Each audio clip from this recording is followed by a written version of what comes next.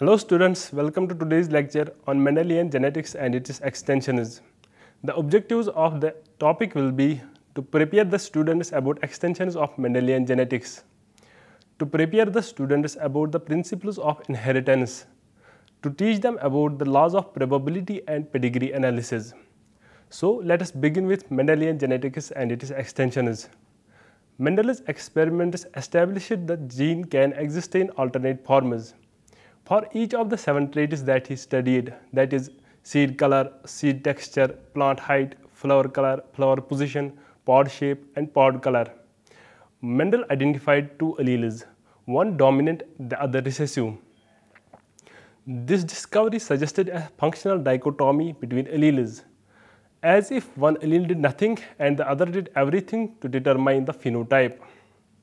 However, research early in the 20th century demonstrated this to be an oversimplification. Genes can exist in more than 2 allelic states, and each allele can have a different effect on the phenotype. Now, incomplete dominance and codominance. When one allele of a gene is not completely dominant to another allele of the same gene, it is said to show incomplete dominance, also referred to as semi-dominance or partial dominance. With incomplete dominance, the phenotype of the heterozygote lies in the range between the phenotypes of individuals that are homozygous for either allele involved. The phenotype of the heterozygote is typically referred to as an intermediate phenotype, even though it may not be exactly in the middle between the phenotypes of the 2 homozygotes. Another modification of the dominance relationship is codominance. In codominance, the heterozygote exhibits the phenotype of both homozygotes. By contrast, in incomplete dominance, the heterozygote exhibits a phenotype intermediate between the 2 homozygotes. A gene may have many allelic forms in a population, and these alleles are called multiple alleles. However, any given diploid individual can possess only 2 different alleles of a given gene. Now, principles of inheritance. The characteristics of an individual are called traits, also called characters. Some traits are heritable, that is, they are transmitted from generation to generation, while others are not heritable. Traits are under the control of genes. Mendel called them factors. The genetic constitution of an organism is called its genotype, and the phenotype is an observable trait or set of traits that may be structural and functional of an organism produced by the interaction between its genotype and its environment. A phenotype may be visible, for example an eye color, or not readily visible but measurable, for example a molecular characteristic such as blood type or an altered protein or enzyme. Mendel's research was aimed at understanding the laws that govern the inheritance of traits. At that time, scientists did not understand the molecular composition of the genetic material or its mode of transmission during gamete formation and fertilization. We now know that the genetic material is composed of deoxyribonucleic acid, that is DNA, a component of chromosomes. Each chromosome contains hundreds or thousands of shorter segments that function as genes, a term that was originally coined by the Danish botanist William Johnson in 1909. A gene is defined as a unit of heredity that may influence the outcome of an organism's traits. Each of the 7 characters that Mendel studies is influenced by a different gene. The work of Mendel is considered the foundation of modern genetics. In 1843, he was admitted to the Augustinian monastery in Brno. In 1854, he began a series of breeding experiments with the garden pea Pisum sativum to learn something about the mechanisms of heredity. As a result of his creativity, Mendel discovered some fundamental principles of genetics. First one, the Mendels Law of segregation. Most eukaryotic species such as pea plants and humans have their genetic material organized into pairs of chromosomes. For this reason, eukaryotes have 2 copies of most genes. These copies may be the same or they may differ. The term allele refers to different versions of the same gene. With the modern knowledge, It is now known that each parent transmits only one copy of each gene, that is, one allele to each offspring. Mendels Law of segregation states that the two copies of a gene segregate, that is, separate from each other during transmission from parent to offspring. Therefore, only one copy of each gene is found in a gamete. At fertilization, two gametes combine randomly, potentially producing different allelic combinations. Second law is Mendels Law of independent assortment.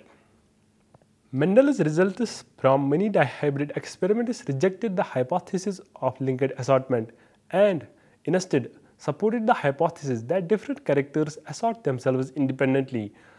Using the modern notion of genes, Mendel's law of independent assortment states two different genes will randomly assort their alleles during the formation of haploid cells. In other words, the alleles from one gene will be found within a resulting gamete, independently of whether the allele for a different gene is found in the same gamete. Now, the chromosome theory of inheritance. Around the turn of 20th century, cytologists had established that within a given species, the total number of chromosomes is constant in all cells, whereas the chromosome number varies widely among species.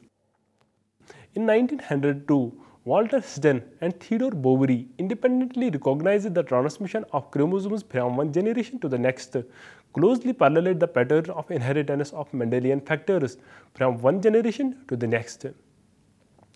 This correlation has become known as the chromosome theory of inheritance. The theory states that genes are located on chromosomes.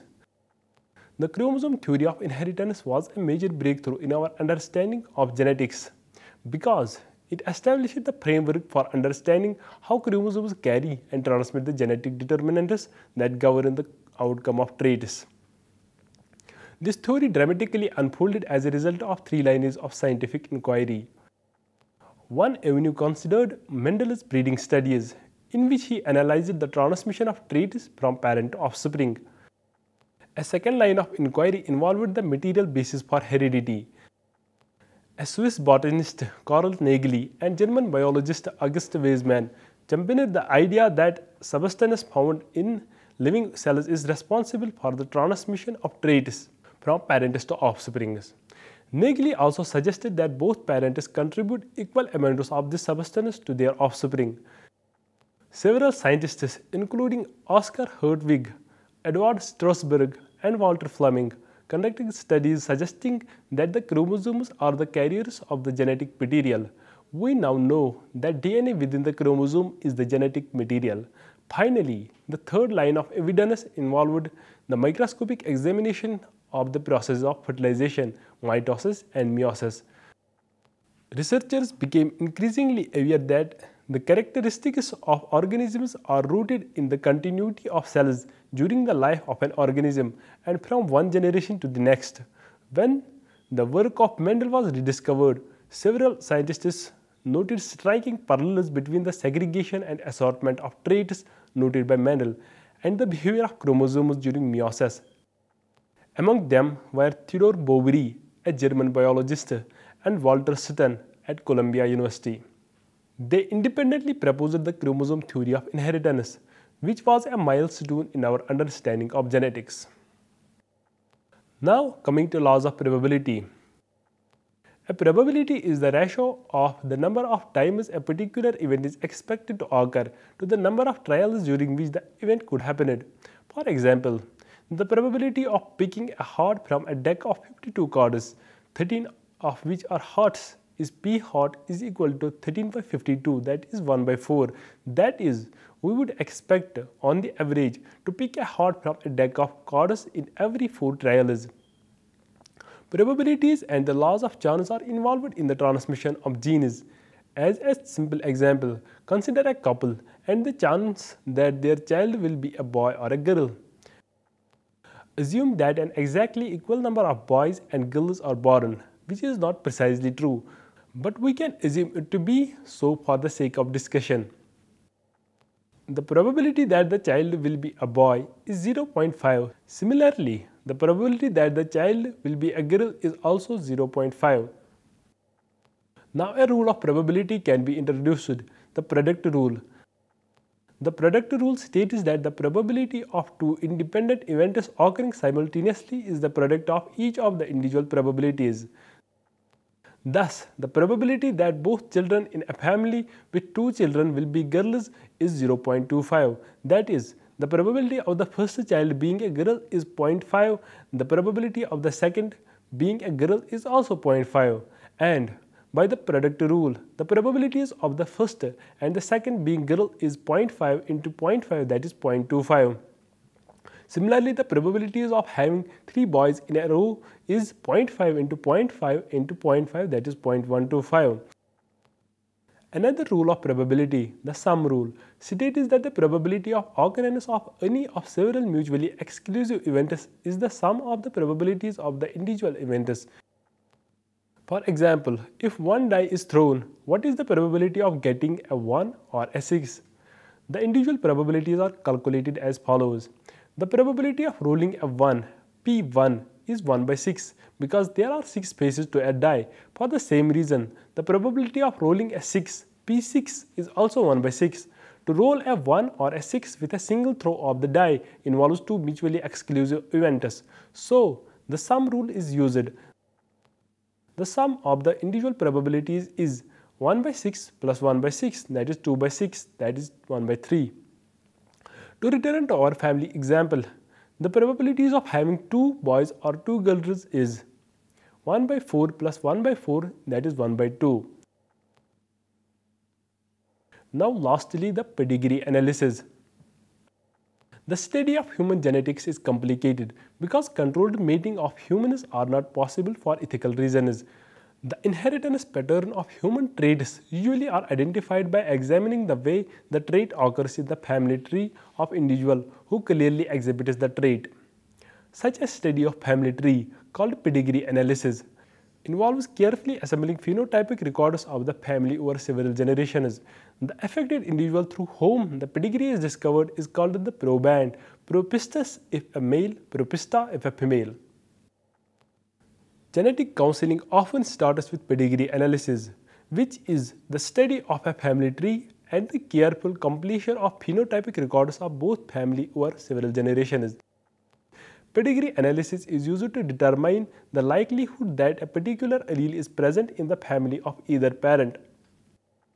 A genetic condition is detected in one or both of the two ways: by detection of the carriers, that is individuals heterozygous for recessive mutations, or by fetal analysis. Assays for enzyme activities or protein amounts are limited to genetic diseases in which the biochemical condition is expressed in the parentus or the developing fetus. Tests that measure disease-associated alleles in the DNA do not depend on expression of the gene in the parent or the fetus. Although carriers of many mutant alleles may be identified and fetuses can be analyzed to see if they have a genetic condition, in most cases there is no way to correct the genetic condition. Carrier detection and fetal analysis serve mainly to inform parents of the risks and probabilities of having a child with the mutation. Thank you. This was all from today's lecture. Hope you understood it well.